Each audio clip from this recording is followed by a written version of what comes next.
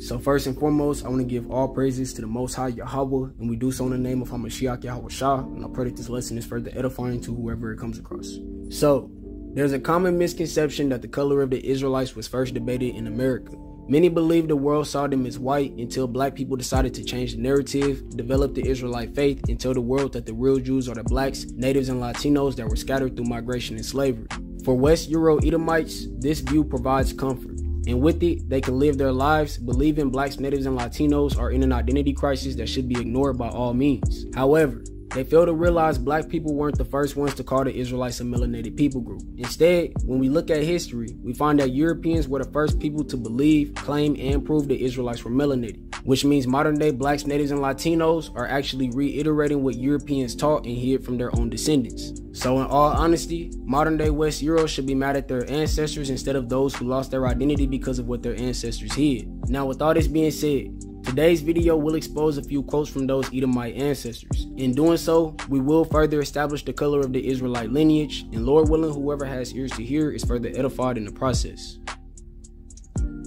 So to start, today's video will utilize the Bible, of course, but we'll also examine a book called The Black Jews of Africa by Edith Bruder, which is a French Edomite who's described as an ethnologist that specialized in the study of African Judaism, religious diasporas, new religious movements, and marginal religious societies. So in simple words, there can be no way the information in today's video is considered biased or based on a black identity crisis due to this being compiled by West Euro-Edomites. With that being said, the first thing I want to address is a passage from pages 48 through 49, and it reads, "By the end of the 19th century, contradictory theses, such as that of Frederick Ratzel, argued that skin color was a matter of geographical differences and could be modified by migrations of populations from one continent to another. Other scientists went back to the previous works of Samuel Stanhope Smith, 1787, president of the University of Princeton, who saw the Jews as a mutant people whose color was everywhere modified by the situation they occupied. In Britain and Germany they are fair, brown in France and in Turkey, swarthy in Portugal and Spain, olive in Syria and Chaldea, tawny or copper colored in Arabia and Egypt." So I chose to lead with this quote due to it putting a few things into perspective.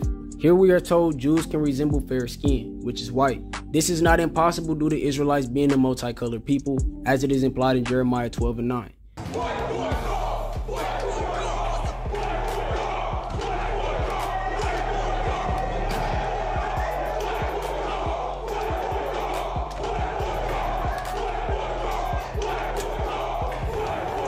But we also see that every other skin tone given resembled a melanated complexion. For example, the word swarthy is defined word for word as dark skin. The word copper has always represented those of Negro descent. The color tawny is defined as an orange brown or yellowish brown color, which is only seen on melanated people. And when you image search the color tawny on a bird, it matches the shade of natives and Latinos. Also, an olive is either yellow, green, red, or black.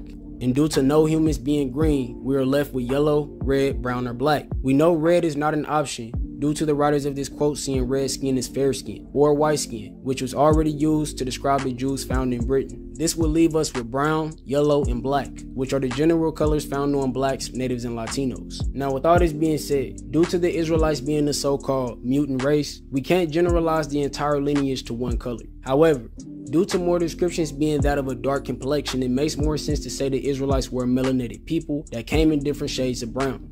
And anything outside of that was due to mixing with women of the other nations. Now that we know it's more common to find melanated Israelites before anything else, let's get more specific descriptions given by the Edomites.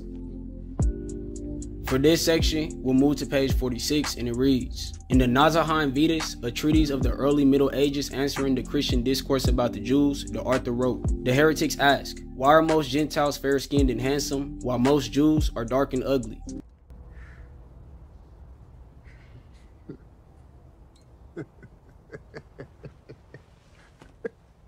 That's fucking good. Answer them that this is similar to the fruit. When it begins to grow, it is white, but when it ripens, it becomes black."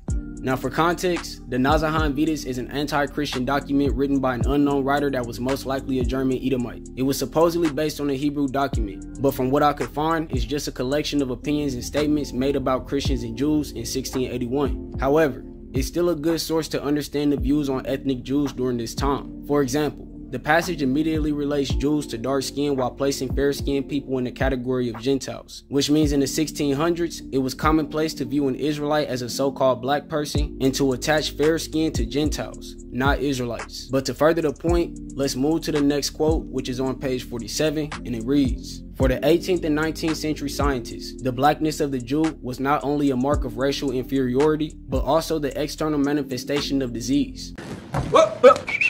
The Bavarian writer Johann Pezel, who visited Vienna in the 1780s, described the Viennese Jew as suffering somehow from Jewishness.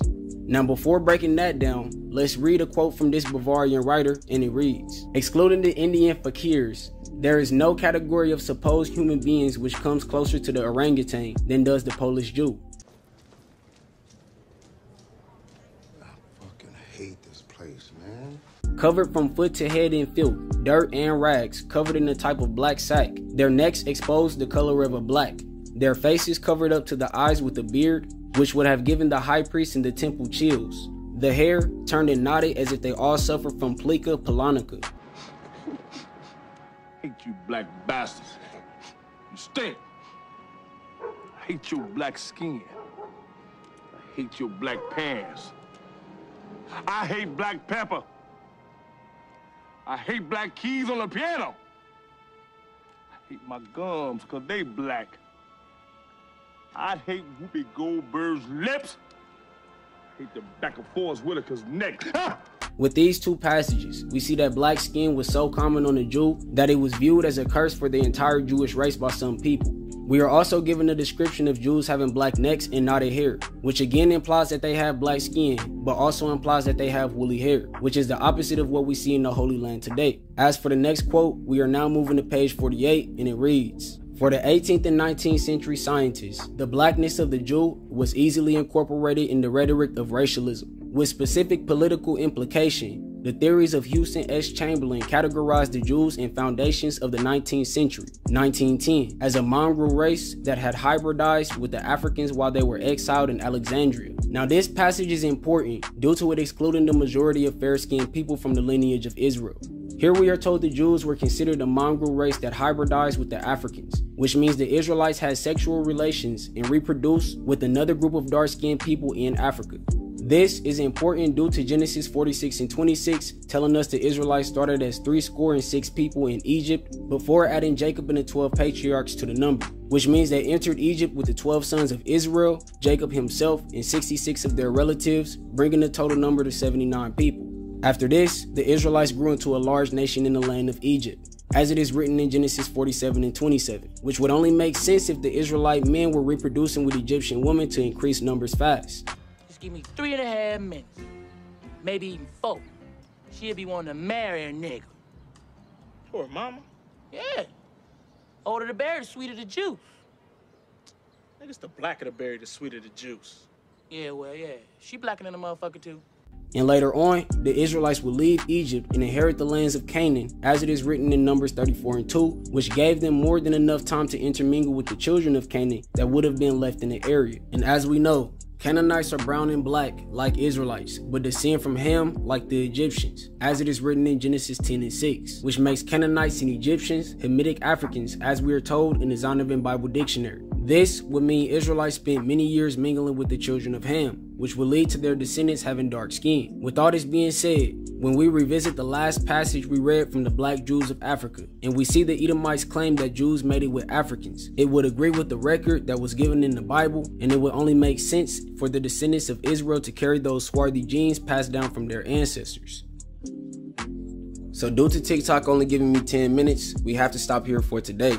But we are far from finishing this book, and I also recently ordered more books for more content, so we have a lot of information to examine in the next few sit-downs. With that being said, the information we brought out today should be enough to prove the Israelites were a melanated people group.